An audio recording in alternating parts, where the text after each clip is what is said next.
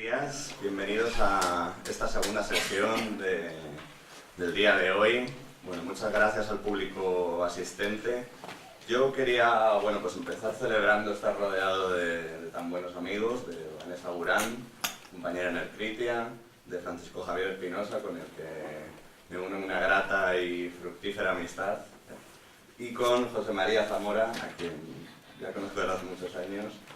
Es muy grande el aprecio que te tengo, lo sabes, y me da mucha alegría porque estemos aquí sentados juntos. Bien, voy a empezar hablándoles un poco acerca de cómo surgieron estas jornadas.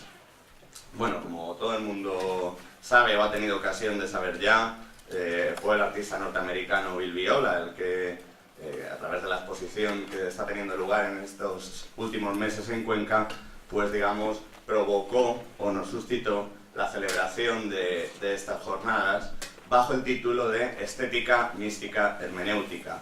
Ahora bien, como se explicita en ese marquito teórico que tenéis por allí, que podéis coger gratuitamente, por estética hemos de entender y de remitirnos a la aistesis griega y leer, por lo tanto, percepción, sensación, pero también memoria y, por lo tanto, recreación, recomprensión, etc.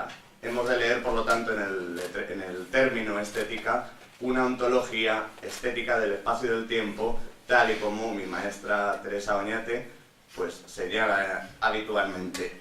Por su parte, el término mística alude, o encubre en este caso, pero para el ojo fino que es característica de casi todos los presentes aquí, dice misterio. Misterio ontológico, misterio de la diferencia ontológica, que es un poco de lo que yo hoy vengo a hablaros en la medida que pueda. Ahora bien, esta relación, estos dos términos, se conectan por la hermenéutica. ¿Por qué se conectan por la hermenéutica? Porque el modo de ser de las topologías correspondientes a estos dos polos que ya hemos trazado es hermenéutico, es interpretativo, se da en las diversas declinaciones que exigen la recreación constante y por lo tanto nos compete hacernos cargo de esta tríada de este modo. Bien, yo voy a intentar hablar acerca de la obra de arte. Como todos sabemos, la importancia o el motivo que puede llevar a hablar de la obra de arte es que en ellas, en las obras, se administra el legado histórico, político y espiritual de Occidente, o al menos es uno de los canales privilegiados donde se sedimenta el significado, el contenido y sobre todo el sentido de las estructuras o de las cosmovisiones que nos sobredeterminan. Pues bien, en tal caso podríamos hablar realmente acerca de esta sedimentación de los sentidos en las diversas declinaciones artísticas, poéticas, religiosas. Notáis ya cómo resuena Hegel, ¿no?, cuando decía filosofía, religión, arte, cuando hablaba de esa esfera del espíritu que nosotros hemos capturado en esa suerte de luna o en esa figura abstracta que preside este cartel. Y podríamos hablar entonces de un ser que se da en la tradición, o que más bien se da como tradición. Pues bien, para intentar trazar este tránsito que va de la obra de arte al misterio ontológico, no podía haber escogido otro lugar que el origen de la obra de arte de Heidegger. Ahora bien, comprendiendo cómo en ese texto resuena constantemente, con una primacía también metodológica, la metafísica de Aristóteles, en concreto los libros Alfa y Alfa Minor.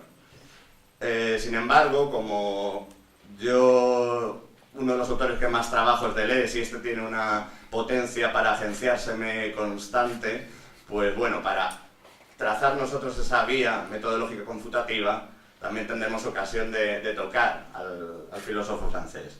Bien, el comienzo del texto El origen de la obra de arte de Heidegger es muy preciso, por lo que nos atañe, cuando dice que busca el origen de la obra de arte, cuando explicita que ese texto es una búsqueda del origen de la obra de arte. y concretamente dice origen, quiere decir aquello a partir de donde y por lo que una cosa es lo que es y tal y como es. Bien, no hace falta pues estar excesivamente despierto para notar que aquí lo que se busca y lo que se entiende por origen es la causa posibilitante de la obra de arte, y donde por lo tanto ya está, digamos, tomando de Aristóteles que la pregunta por la esencia de una cosa es la pregunta por su causa. Bien, Aristóteles dirá que cualquier conocimiento o cualquier entidad en orden a atender a su esencia o a saber lo que es, requiere de conocer su causa.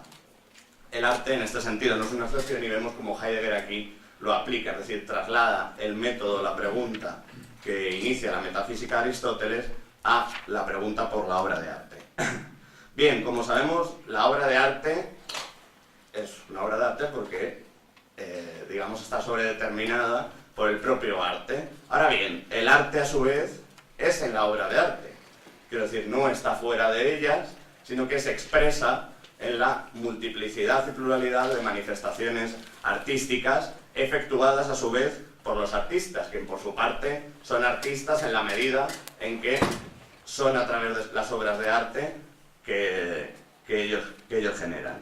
Tenemos así, por lo tanto, un círculo, ¿no?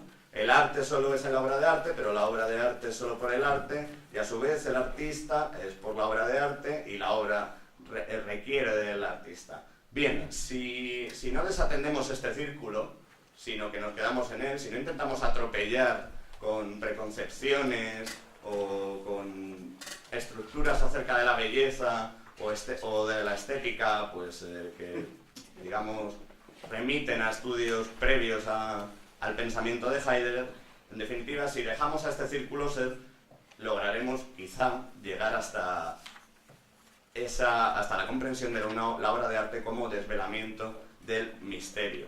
Bien, hay que mantener ese círculo, por tanto, y aquí es un segundo momento en el cual ya Heidegger retoma, esta vez metodológicamente, a Aristóteles.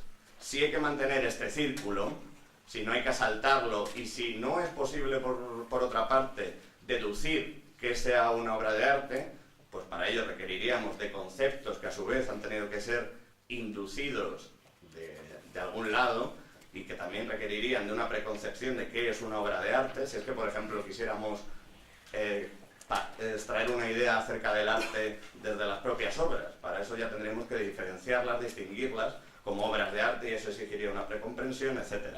En fin, esto resulta aporético y, por lo tanto, para mantener ese círculo, el método, la vía a seguir, tiene que ser confutativa. Es decir, tenemos que proceder a denegar que no o que sí puede indicarnos la eulisis, el pasaje adecuado solo a través del cual podemos llegar a saber qué esencia o qué origen atañe a la obra de arte. Pues bien, desde luego de la obra de arte sabemos que no es un útil. Es decir, bueno, me podríais decir, se ha utilizado en ocasiones como instrumento político. Bueno, sí, pero esta dimensión política del arte, bueno, merecería un comentario aparte, y además sería pertinente hacerlo después de que yo hiciese todo este itinerario que pretendo, y sin embargo pues no vamos a tener tiempo. Sabemos también, desde luego, que no es una mera cosa, es decir, no es un objeto que se situase en el mundo como se sitúa la mera piedra, es decir, y que solo lo comprendiéramos desde su sometimiento a las leyes de la física y del espacio extensivo. No es un instrumento, quitado esta parcela que hemos dicho de posible instrumento político, no es un instrumento en pos de un fin, sino que habitualmente la concebimos como un fin en sí misma. Y esto es importante porque parece que la obra de arte siempre requiere de una suerte de inocencia, es decir, de estar completamente desnuda de todo motivo ulterior y de tener, por lo tanto, parece una causa sobre sí misma, es decir, de ser por sí misma y de no ir en pos de otra cosa. Es decir, no tiene que tener un carácter accidental, digamos, si entendemos con accidental el ser relativo a o el estar referenciado a otra cosa que hay que leer en la metafísica de Aristóteles. Es como hay que leer, según nos indica, por ejemplo, Teresa Oñate, el término accidente en Aristóteles. Bien, no sin embargo nos parece que la obra de arte sea o atienda al mero capricho, no vale tampoco, según parece, yo creo que en esto estaríamos todos de acuerdo, que valga cualquier resultado del azar. Y creo que estarían lejos ustedes de que si yo hago un garabato aquí, considerarlo una obra de arte. Entonces, a pesar de esa carencia de fundamento que decimos le es constituyente o de esa inocencia, parece que no puede estar de todos modos totalmente desfundamentada, ¿no? Recuerdo en este sentido la discusión ayer entre José Vidal Calatayud y Manuel Fontán en torno a que parece que tiene un fin, pero ese fin es la nada. Bueno, por aquí resuena también esa ambigüedad donde parece hallarse la obra. Bien, entonces nos encontramos con que por el momento es imposible reducir la obra a su materialidad. Y sin embargo, tenemos por el contrario que la obra está en la materia. La pintura en el color, la talla en la madera, el edificio en la piedra y el poema en la palabra. Es decir, de algún modo, en la obra habita en la materia o se expresa en la materia. Eso nos lleva a una circunstancia clave para comprender qué hay en juego aquí, o qué estoy tratando de poner en juego aquí. La obra tiene un carácter de signo. Creo que Heidegger en concreto utiliza símbolo, y bueno, la diferenciación entre signo y símbolo nos llevaría largo tiempo, pero en cualquier caso, yo aquí me quedo, o se queda conmigo Deleuze, cuando expresa muy certeramente en su obra Proust y los signos que el arte la obra de arte es una diferencia. Es decir, por un lado tenemos el objeto material o la facticidad entitativa de la obra y por el otro lado ese sobrevalor añadido que digamos o entendemos que tiene, que no es sino el arte como acontecimiento agenciándose esa materia y convirtiéndola así en obra de arte. Bien, tenemos pues de este modo que toda obra es una ventana, es como una suerte de ventana. Pensemos ahora mismo cuando nosotros miramos a una ventana, allí se abre un mundo, de repente aparece un mundo. Incluso sabemos que la perspectiva desde la que nosotros miramos la ventana no es la única. Es decir, siempre estamos poniendo un otro que podría estar contemplando otra serie de elementos que quepan en ese mundo abierto, desplegado. Tenemos entonces que a la obra, del mismo modo que cuando hablamos de la alteridad, que cuando hablamos del otro, le pertenece un carácter trascendente. Bien, rige ya una presencia, por lo tanto, que no se da en su mera facticidad entitativa, como decía antes. La obra sí nos impele al desciframiento. Incluso nos convierte en una suerte de aprendices, es decir, nos exige y nos atinge a ver qué hay más allá de ella. Incluso el desatenderla es una posibilidad que ya campea sobre el hecho de que esté presente, de que haya emergido a la presencia. Tenemos así, entonces, y esta es la vía que utilizará Deleuze, muy en analogía bajo mi punto de vista con respecto al origen de la obra de Heidegger, para hallar esta vía confutativa, tenemos, digamos, varias tentaciones. En concreto, Deleuze delinea dos, yo añado una tercera, que sería el desentrañamiento de la obra como signo, es decir, de esta dualidad constituyente de planos que le pertenece. Primero parecería resolverse, o estamos tentados de resolverla, en el propio objeto. Es decir, concedemos al compuesto de materia y forma el secreto del signo, su significado, su contenido, como lo queramos decir. Y entonces exclamamos, ¿no? Decimos, estamos como concediendo, reconociendo el propio objeto, el secreto de su signo.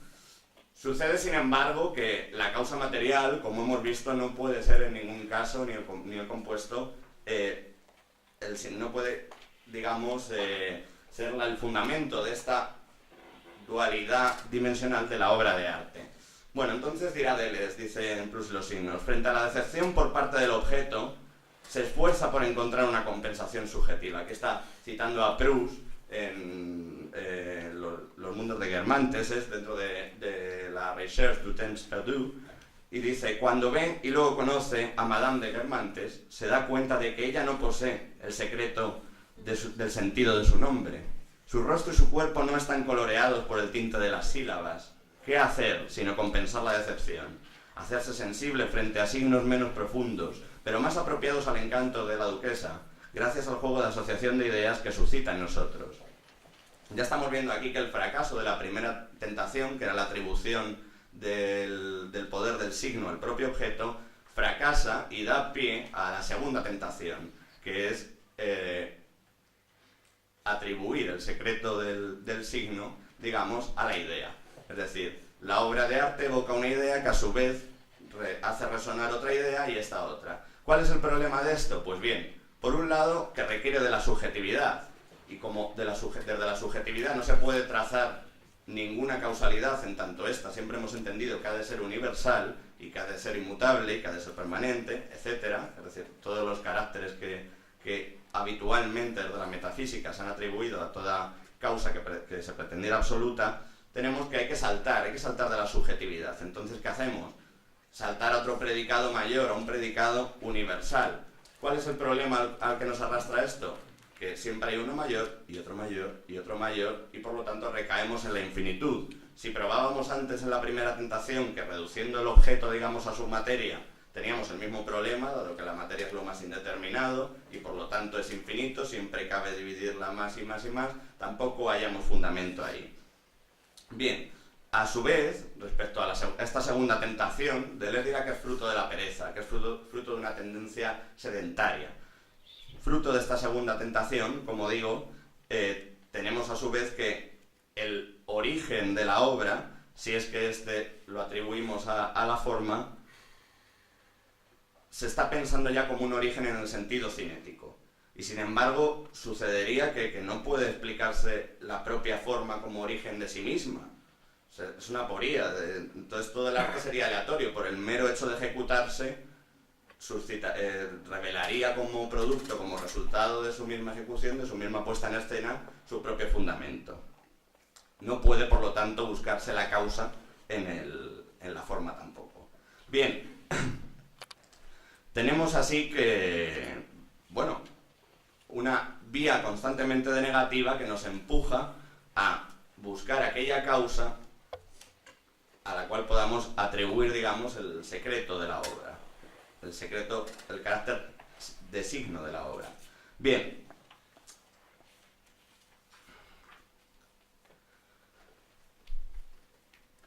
Preguntamos, pues, por una diferencia constituyente que es consustancial a la obra y por la condición y causa de esta relación, de esta doble dimensión de la misma.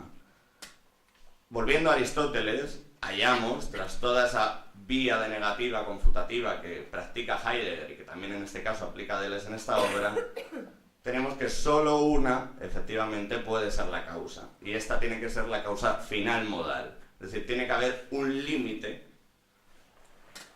causal que sí posibilite la determinación. Es, por lo tanto, esta causa final el límite posibilitante y la condición de la síntesis de materia y forma. Ahora bien, ¿es este límite algo? Desde luego que no. O sea, quiero decir, no al menos en sentido entitativo. Por el contrario, volveríamos a asemejarlo a un elemento abstracto, es decir, a una forma susceptible de tener un origen, y de este modo volveríamos a recaer en la tentación de atribuir el secreto del signo a la causa formal. Este límite, por lo tanto, tiene que tener un carácter modal, es decir, es el modo de ser de aquello que es, solamente, simplemente, indivisiblemente, el modo, en definitiva, de ser plenamente lo que se es de todo aquello que es. De ahí que con Aristóteles digamos que cada cosa tiene verdad en la misma medida que tiene ser. Esto lo dice en concreto en el Alfa Minor. Bien, a su vez, esta causa final no está despojada de una tercera tentación posible, que consiste en comprenderla como causa eficiente, en un origen del movimiento, en no entender que la causa final se sitúa temporalmente al final del proceso psicológico y que, sin embargo, hay que invertir. Todo este itinerario requiere de una inversión del tiempo psicológico por la cual descubramos, como ya nos impelió Aristóteles a hacerlo, que lo último para nosotros es lo primero en sí, y que comprendamos que el bien nunca es un resultado o un producto ni de la acción ni de la conjunción de elementos, sino que es lo primero en sí posibilitante de todo aquello que es. Todo tiende, por lo tanto, a su propio bien y tiene un fin que le corresponde como tal, que de hecho le constituye como tal. ¿Cuál es este fin que hace arte, al arte y por lo tanto a todo arte que se expresa siempre necesariamente en obras. ¿Cuál es su bien? Pues bien, esta plenitud que le pertenece no es otra que la de ser plenamente una diferencia. Es decir, la de ser esta diferencia dimensional entre la obra como objeto material y la obra como dimensión artística o valor añadido, que solemos denominar, para explicarlo de una forma sencilla, dentro de la obra. Bien, la obra de arte es de este modo propiamente la manifestación de una verdad, es decir, de un desocultamiento que acontece por el darse de esta diferencia entre lo meramente material y entitativo y ese plus, ese más, esa dimensión que se abre a través de esta expresión en la materia. La obra, a su vez, esto lo pone muy de manifiesto Heidegger en El origen de la obra de arte, siempre abre a la presencia a lo ente. Si esquivamos la tentación constante de comprender lo ente desde la utilidad o desde, como decía, la mera presencia sometida a las leyes físicas del espacio extensivo, si por un momento conseguimos olvidarnos de esos modos habituales, los cuales por su parte están sobredeterminados por lo general por la metafísica ciencia técnica, de comprender toda presencia, hallaremos entonces la posibilidad de hallar esa plenitud del ente, despojado esta vez del carácter accidental bajo el cual habitualmente lo podemos ver. Así decimos, dice Heidegger, los colores parecen más puros, los materiales en la talla, en piedra, en la madera, no son empleados con respecto a un fin ulterior, sino que aparecen en sí mismos. Esto es lo que Heidegger denominará como tierra, es decir, como lo oculto que pertenece a toda physis, a toda legislación inmanente que tiende a su propio ser por sí misma. Bien, esta apertura, decimos, es manifestación de la verdad. Siempre y cuando comprendamos ya con Heidegger que donde se dice verdad estamos remitiéndonos a la concepción originaria de la verdad como aletheia, por la cual la alece, lo oculto, callado, velado, tapado, pertenece al desocultamiento, es decir, por la cual lo oculto pertenece al desocultamiento tanto como lo manifiesto.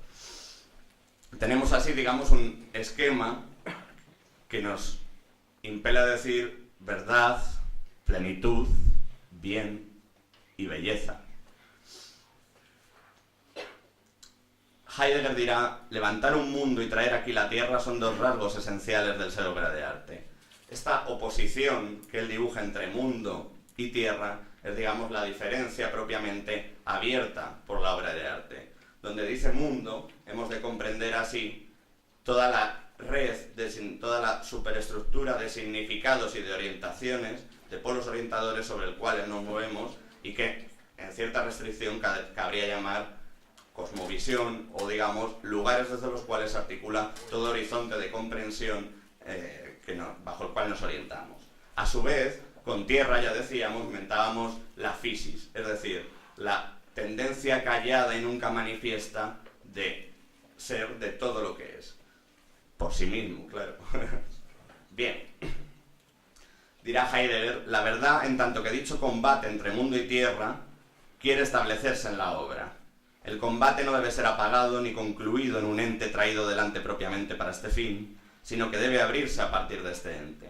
Tenemos, pues, que toda esta manifestación de lo ente fuera de la habitual usura bajo la cual estés abierto, a partir de la apertura de este ente, se desvela también este combate diferencial por el cual cada término de esta dupla, es decir, tanto tierra como mundo, no se reconcilian en ningún caso, sino que en la puesta en obra de la obra de arte acontecen en pugna, es decir, la lucha nunca se resuelve, sino que el acontecer de la obra de arte los sitúa en su contrariedad coperteneciente por otra parte. Tenemos así lo que Deleuze llama una disyunción constituyente. Este combate abre el claro donde puede tener lugar la presencia y donde puede abrirse a la presencia cualquier ente, pero con la apertura de este ente queda remitido a su vez el propio desocultarse, que por su parte nunca se da como ente, sino que permanece velado, callado, tapado. Es decir, a todo darse de un ente mediante la obra de arte, pertenece también el manifestarse de lo oculto como oculto. Es decir, nunca abierto.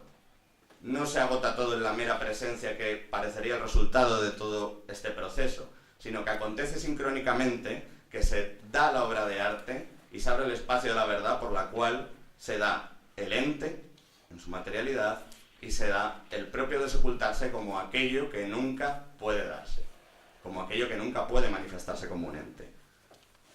Repetimos, aletheia dice desocultamiento, y por lo tanto lo oculto pertenece tanto al darse de la verdad como lo desoculto, es decir, lo que se desoculta en ese juego de contrarios. Pues bien, bueno, me queda poquito tiempo y siendo el moderador estaría feo que me pasara. Así que, bueno, tenemos ya que mundo y tierra se copertenecen, que el mundo necesita sentarse en la tierra y que la tierra, a su vez, alberga, acoge al mundo y lo recoge en su cerrazón actual, en la que le pertenece. La tierra, la physis, nunca se desvela, nunca se muestra como de ninguna forma entitativa, sino que acoge y alberga precisamente desde su cerrazón. Pues bien, sé que hay muchos cabos sueltos, era un itinerario arriesgado, no obstante espero que haya quedado claro, eso sí, que esta manifestación de la verdad, este acontecer de la verdad que Heidegger atribuye a la obra de arte como acontecimiento, es un misterio. Y es un misterio ¿por qué? Porque mantiene en sincronía y mantiene en relación de complementariedad asimétrica y co-constitutiva tanto el ente en su manifestación como lo oculto del surgir que le pertenece, también a la materia de la cual está hecha la obra de arte. Tenemos pues que este agón, este pólemos, esta lucha, siempre le pertenece una parte de reserva, de ocultamiento, de misterio, que además no puede ser nunca transgredida, o de lo contrario se perderá. Recuerdo aquí el canto del coro sexto de la Antígona de Sófocles, cuando dice, pero cuando intenta avasallar el lugar, cuando intenta ocupar el lugar que no le corresponde, entonces lo pierde.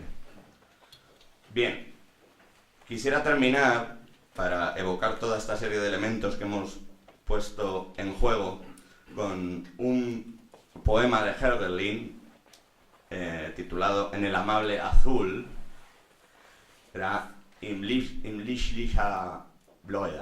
Vale, sí, me ha salido, me he acordado. Bien, dice, en el amable azul florece con el metálico techo del campanil, lo circundan los chillidos de golondrinas en vuelo, lo envuelve en el más conmovedor azul. El sol lo domina e ilumina las láminas, pero en lo alto la bandera quieta canta en el viento. Y si alguno desciende estas escalinatas bajo la campana, hay una vida en la quietud, pues cuando la figura está tan aislada, entonces la ductilidad del hombre emerge. Las ventanas desde donde resuenan las campanas son como puertas ante el umbral de la belleza, es decir, puesto que las puertas son ahora como la naturaleza, semejan los árboles del bosque. Pero pureza es también belleza, un grave espíritu surge al interior de lo diverso, y tan simple y sagradas son las imágenes que uno teme describirlas. Los celestes, empero, siempre benignos, tienen todo a la vez, como quien es rico, virtud y felicidad. Es válido que el hombre los imite. ¿Es lícito, si la vida es puro cansancio, que un hombre se asome a mirar y diga, así quiero ser también? Sí, mientras que la gentileza pura se conserve en su corazón, El hombre no se mide infelizmente con la divinidad. ¿Es desconocido Dios? ¿Es manifiesto como el cielo? Eso creo, más bien. Del hombre es la medida. Colmado de méritos, pero poéticamente reside el hombre sobre esta tierra. Pero la sombra de la noche con las estrellas no es más pura, si me es dado decirlo, que el hombre, que imagen de la divinidad es llamado. Muchas gracias por su atención.